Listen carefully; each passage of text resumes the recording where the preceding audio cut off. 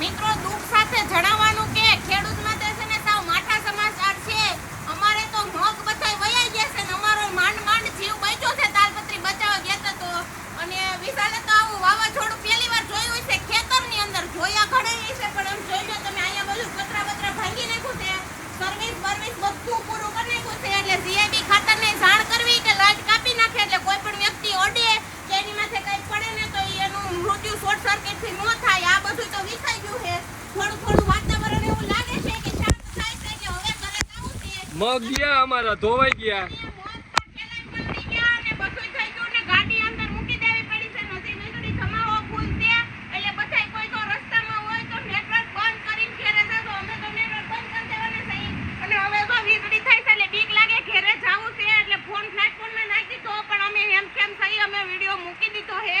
કોઈ ઘર પરિવાર વાળા ઉપાધિ કરતા નહીં. અમે વાડીએ સહી સલામત રૂમમાં બેઠા સહી ઉપાધિ ન કરતા અને વાવાઝોડું હજી થોડુંક શાંત પડશે પછી અમે ઘરે હાલતા થાહું.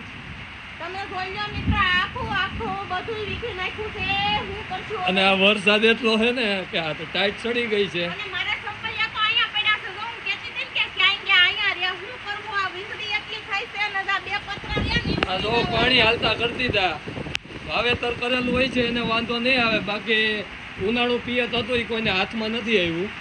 એટલે હવે સરકાર શ્રી સુધી આ પુગાડો કે લાઈવ વરસાદનો એક ખેડૂતનો વિડિયો છે અપીલ કરે છે કે ઉનાળુ પાકમાં નુકસાન થયું ને એને એના બિયારણ પૂરતું આપે. અને અમાર વિશાલ એટલા ધ્રુજે છે ફોન નથી પકડી શકતા. તમે જોઈ શકો છો મિત્રો પહેલી વાર વાવાઝોડું જોયું, દુઃખદ સાથ જણાવવાનું.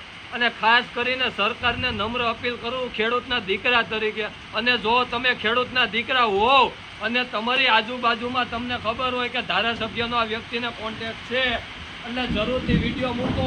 આ નુકસાન છે